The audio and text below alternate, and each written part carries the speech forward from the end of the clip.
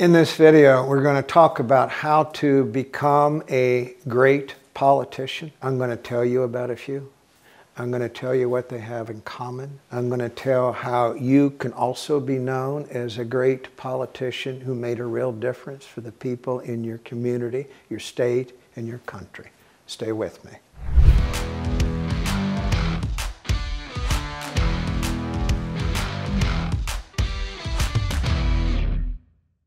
These are four things that great politicians have in common: courage, moral code, leadership skills, passion for a cause. I'm going to go through this video and pick out certain people in history and give you an example of all of those so that you have a comprehensive idea of what it takes not to be just good, but a great politician.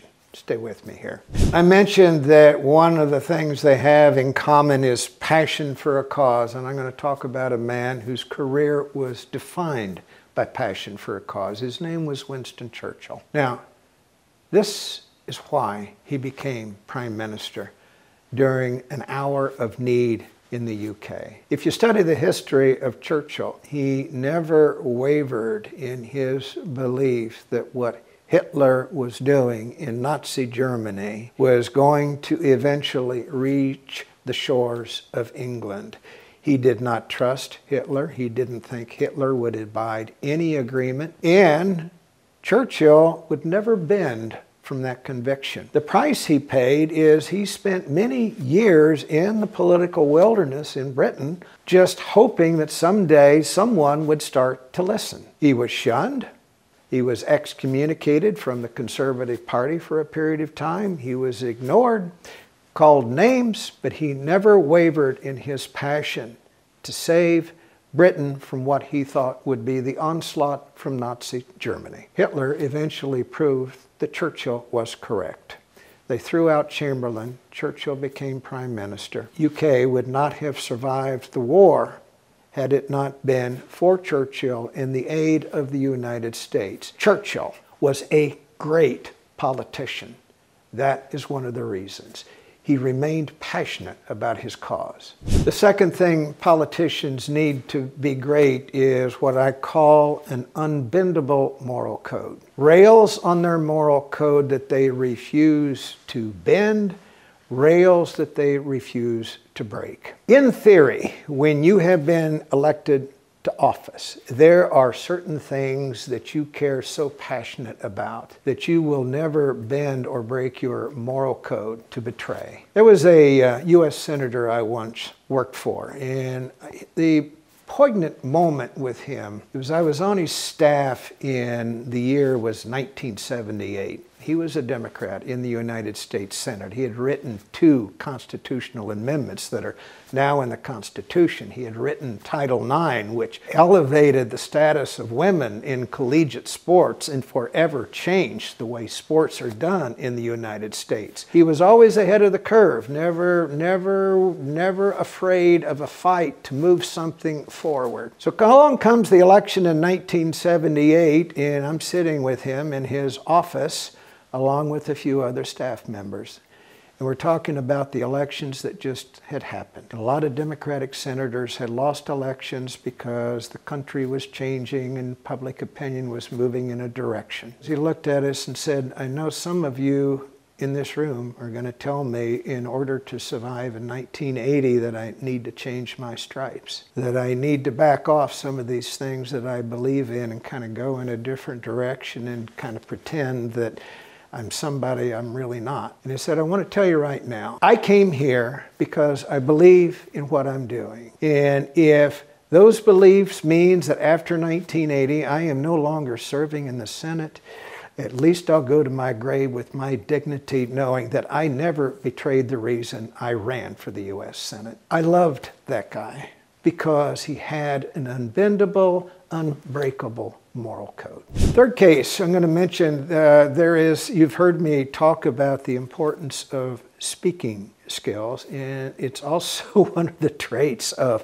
great politicians is that they were great communicators. Now, they all had their own style, and you don't have to emulate the style of former President Kennedy, but I will tell you that his communication skills were so absolutely marvelous that he could talk to 1,000 people in a room, and with such passion and such vision, without screaming, without ever raising his voice. It was his sheer intellect and the way he put words together in an unusual fashion that made him president at one of the youngest ages of anybody ever elected to the presidency in the United States. And his inaugural address in the cold day in 1961, where he summoned Americans to do not ask what your country can do for you, ask what you can do for your country, was one of the reasons that Kennedy,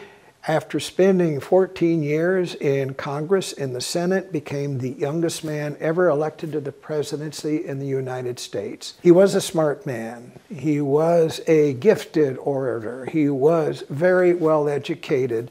But that man worked a long time on his communication skills, and he used them to become known as one of the greats, including a president who stood down Russia during the Cuban Missile Crisis and moved us away from the brink of nuclear war. Two more I want to mention. Leadership skills also play a part. And for this example, I'm going to use Franklin Delano Roosevelt. He was elected president, and he had absolutely no playbook to deal with what he inherited when he became president. By the time he was inaugurated, our unemployment rate during the Depression was at 25%. People were starving. People had been kicked out of their homes. The rich Wall Street bankers were jumping out of the windows in Wall Street, having lost their fortunes. People were driven off their farms. Nobody would put money in banks because banks were going bankrupt and people were losing all of their money. Roosevelt took his oath of office in early 1933 and looked at his team and said, "We got to do something." And somebody said, what are we going to do? And he said, "Let's write down a list of ideas, what we're going to do. I don't care if they work or not. We're going to do these ideas until something works, because we got to put people back to work." And he said, "Ladies and gentlemen, we are in danger here, because if we don't fix these things with programs that put people back to work, that keep food in their mouth, what's going to happen is capitalism is going to lose. I have to help people in order to preserve a capitalist system that in the future will help us grow this country." So he did. Along came Social Security. There was talk back then of improving health care. Along came programs to put people to work building public projects. He built a safety net under people because they fell through one onto the ground because there was no safety net that existed at the time to help people in a troubled time. He brought the country